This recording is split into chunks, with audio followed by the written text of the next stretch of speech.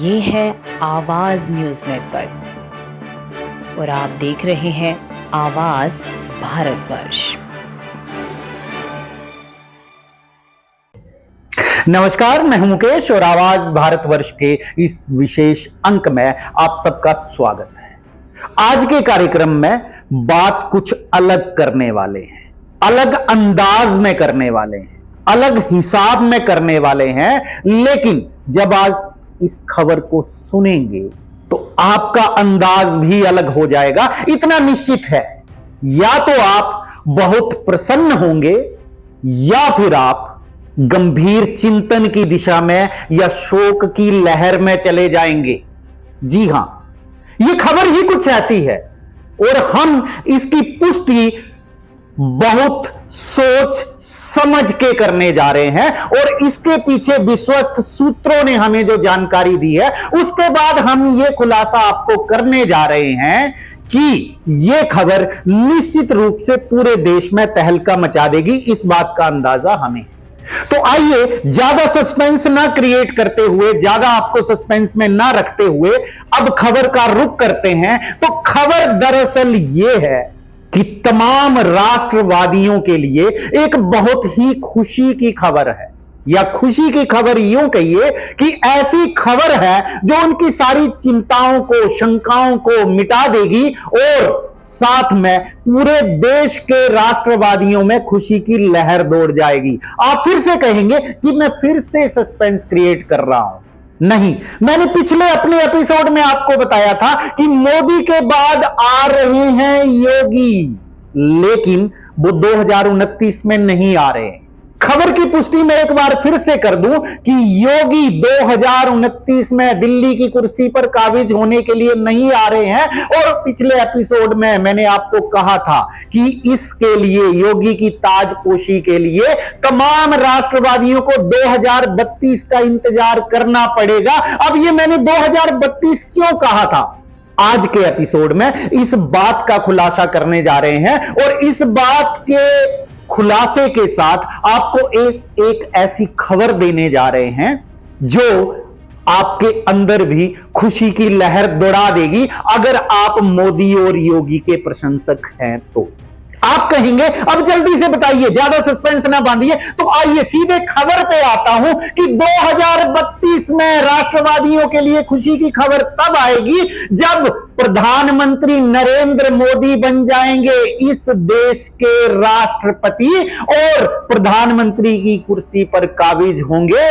योगी आदित्यनाथ, उत्तर प्रदेश के माननीय मुख्यमंत्री 2032 में काबिज होंगे देश के प्रधानमंत्री की कुर्सी पर। यानी कि 2029 का लोकसभा चुनाव नरेंद्र मोदी के ही नेतृत्व में लड़ा जाएगा, यह तय है। और अब हमारे विश्वस्त सूत्रों ने, चाहे वो राष्ट्रीय स्वयंसेवक संघ हो या भारतीय जनता पार्टी के लोग हो, उन दोनों की तरफ से इस बात की पुष्टि हो गई है कि 2029 में प्रधानमंत्री पद के उम्मीदवार भारतीय जनता पार्टी की तरफ से नरेंद्र मोदी ही होंगे। लेकिन 2032 में नरेंद्र मोदी का रोल देश को आगे बढ़ाने में, क्योंकि प्रधानमंत्री नरेंद्र मोदी बार बार कहते हैं कि मेरी एक एक सांस जो है वो राष्ट्र के लिए समर्पित है, विश्व गुरु बनाने के लिए भारतवर्ष को समर्पित है। और इसी रोल को आगे बढ़ाने पर राष्ट्रीय स्वयंसेवक संघ भी विचार कर रहा है और राष्ट्रीय स्वयंसेवक संघ को भी पता है कि प्रधानमंत्री नरेंद्र मोदी की उम्र बढ़ रही है।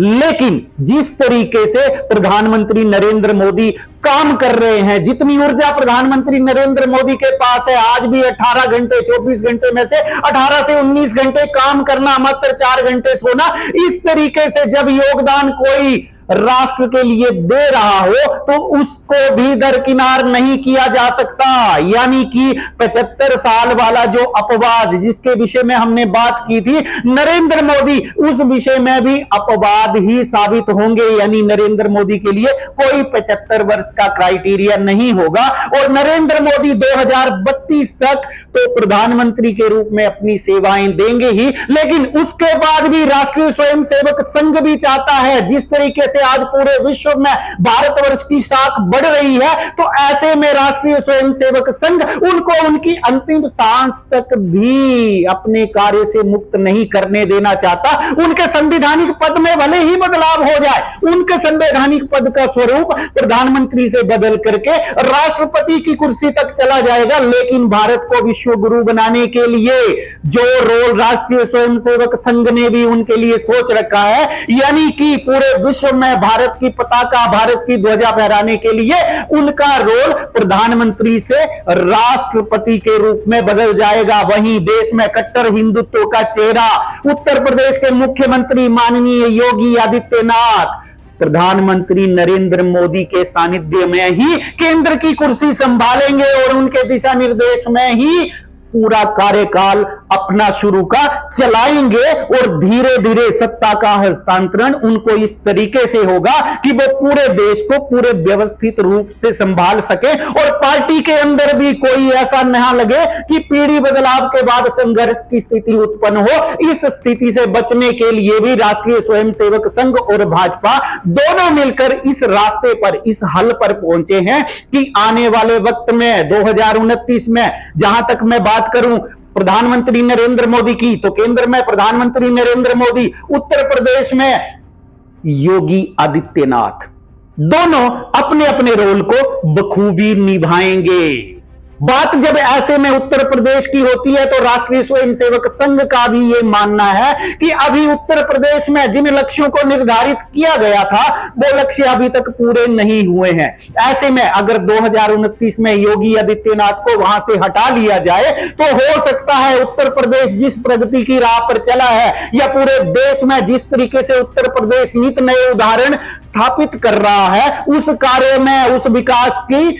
गति को बाधा पहुंच सकती है। उत्तर प्रदेश के माननीय योगी आदित्यनाथ ने उत्तर प्रदेश में ऐसे पैरामीटर तय कर दिए हैं जिनको लांग पाना या जिनको आगे बढ़ा पाना अभी किसी दूसरे व्यक्ति के लिए मुमकिन नहीं है। ये बात राष्ट्रीय स्वयंसेवक संघ भी जानता है और भारतीय जनता पार्टी भी जानती है, क्योंकि एक अच्छे प्रशासक के रूप में जिस तरीके से योगी आदित्यनाथ ने, कट्टर हिंदुत्व का चेहरा तो योगी आदित्यनाथ है ही, साथ ही उन्होंने एक ऐसे प्रशासक के रूप में भी अपने आप को साबित किया है जहां वो किसी तुष्टीकरण के ऊपर विश्वास नहीं करते। वो सबको एक साथ तो लेकर के चलते हैं, साथ ही उन्हें अपने हिंदू होने पर या हिंदुत्व के ऊपर उनको गर्व है। वो गर्व से कहते हैं कि मैं सनातनी हूं, मैं हिंदू हूं, मैं ईद नहीं मनाता। आज तक का इस देश का कोई भी ऐसा राजनेता बताइए जिसने एक ऐसे पद पर, मुख्यमंत्री के पद पर रह करके इस तरीके से कहा हो कि मैं हिंदू हूं, मैं ईद नहीं मनाता, लेकिन मेरे राज्य में कोई भी ईद मनाता है तो उससे मुझे कोई दिक्कत नहीं है, वो अपने धर्म का पालन करे, सरकार उसको तमाम सुविधाएं उसमें देगी, लेकिन वो हिंदू हैं इसलिए वो ईद नहीं मनाते। इस तरीके से स्पष्ट रूप से, स्पष्ट वाणी से अपने प्रत्येक वक्तव्य में वो बिल्कुल जाहिर करते हैं कि उन्हें किसी भी विचारधारा से कोई प्रॉब्लम नहीं है, लेकिन हाँ, जो हिंदू और हिंदुत्व का विरोध करेगा उसका विरोध वो खुले मन से, खुले दिल से कहते हैं, उसमें वो दो रास्ते पर चलते हुए नहीं दिखते। इसलिए योगी आदित्यनाथ जो उत्तर प्रदेश में काम कर रहे हैं, जिस तरीके से योगी आदित्यनाथ की प्रसिद्धि का डंका पूरे उत्तर प्रदेश के साथ साथ पूरे देश में बज रहा है, तो इसलिए राष्ट्रीय स्वयंसेवक संघ का मानना है कि पहले उत्तर प्रदेश को विकास के उस पथ पर इतना आगे ले जाया जाए कि वो उदाहरण बन जाए पूरे देश के अंदर। जिस तरीके से मोदी जब गुजरात से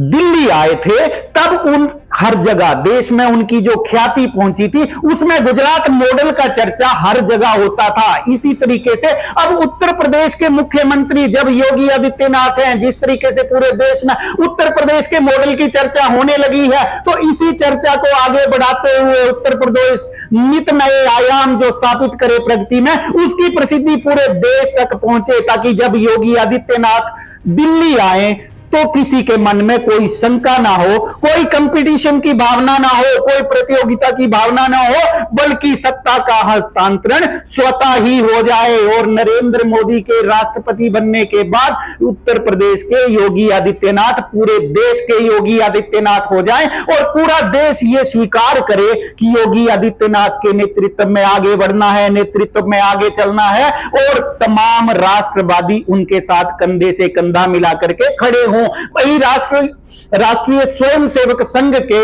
बहुत सारे जानकारों का यह भी मानना है कि नरेंद्र मोदी ने जो इस देश को प्रगति के पथ पर आगे डाला है उसमें बहुत सारे काम अभी अधूरे भी हैं। भले ही राम मंदिर का निर्माण हो गया हो, भले ही कश्मीर से धारा 370 और 35A का निपटारा हो गया हो, लेकिन अभी भी यूसीसी है, एनआरसी है, बहुत सारे ऐसे काम हैं। वक्फ बोर्ड की समस्या वैसे की वैसे ही है। तो इन तमाम समस्याओं का समाधान नरेंद्र मोदी अपने प्रधानमंत्री पद पर रहते हुए ही करना चाहते हैं, यानी कि इनकी डेडलाइन। यहां एक ब्रेकिंग और देख लीजिए, इन तमाम कार्यों को इंप्लीमेंट करने के लिए नरेंद्र मोदी ने अपने मन के अंदर जो टारगेट लेके रखा है वो सन 2032 है, यानी कि 2032 से पहले पहले इस देश में आपको एनआरसी भी मिले होती हुई दिखेगी, साथ ही साथ यूसीसी कॉमन सिविल कोड भी होगा। तो आप अंदाजा लगा सकते हैं कि राष्ट्रीय स्वयंसेवक संघ और प्रधानमंत्री नरेंद्र मोदी देश को किस दिशा की तरफ लेके जा रहे हैं और उनके दिमाग में क्या क्या चीजें चल रही हैं जो वो करना चाह रहे हैं। इस देश में से हमेशा के लिए उन दागों को मिटाना चाह रहे हैं जो एक कोड़ की भांति हमारे शरीर में, हमारे देश में चिपक गए हैं। और जब तक इन समस्याओं का समाधान नहीं होगा, क्योंकि प्रधानमंत्री नरेंद्र मोदी को बखूबी ये पता है कि ये इस देश की समस्याओं का समाधान तब तक जब तक नहीं होगा तब तक हमारा देश आंतरिक समस्याओं से भी उलझा रहेगा। तो इस देश को अगर विकसित राष्ट्र बनाना है, जैसा कि प्रधानमंत्री नरेंद्र मोदी कहते हैं कि 2047 तक हमें भारतवर्ष को एक विकसित राष्ट्र बनाना है, तो उस राष्ट्र को बनाने से पहले इन सारी विपरीत परिस्थितियों से उलझना होगा। तो अब आप सबको, तमाम राष्ट्रवादियों के लिए यह सूचना कि आने वाले समय में प्रधानमंत्री नरेंद्र मोदी बन जाएंगे। इस देश के माननीय राष्ट्रपति नरेंद्र मोदी और प्रधानमंत्री के पद पर काबिज होंगे योगी आदित्यनाथ, यानी कि डबल बधाई। तो तमाम राष्ट्रवादियों को अभी से बधाई, तैयारी शुरू कीजिए। समय थोड़ा लंबा है, लेकिन कैसे गुजर जाएगा पता ही नहीं चलेगा। फिलहाल 2027 की अग्नि परीक्षा योगी आदित्यनाथ के लिए है, 2029 की अग्नि परीक्षा नरेंद्र मोदी की है। लेकिन जिस हिसाब से दोनों प्रगति के रथ पर आगे बढ़ रहे हैं, हमारी शुभकामनाएं दोनों के लिए। तो आवाज भारतवर्ष की तरफ से दोनों को हार्दिक बधाई। अंत में जाते जाते आप सबसे एक विनम्र निवेदन कि अगर आपको हमारे चैनल का कंटेंट पसंद आ रहा है तो कृपया हमारे चैनल को सब्सक्राइब करें, वीडियो को लाइक करें, शेयर करें और हां, कमेंट करना ना भूलें। बहुत बहुत धन्यवाद। नमस्कार। अगर आप हमें YouTube पर देख रहे हैं तो हमारे चैनल को सब्सक्राइब करें और बेल आइकन को दबाना ना भूलें। अगर आप हमें Facebook पर देख रहे हैं तो कृपया हमें लाइक, शेयर और कमेंट करना ना भूलें।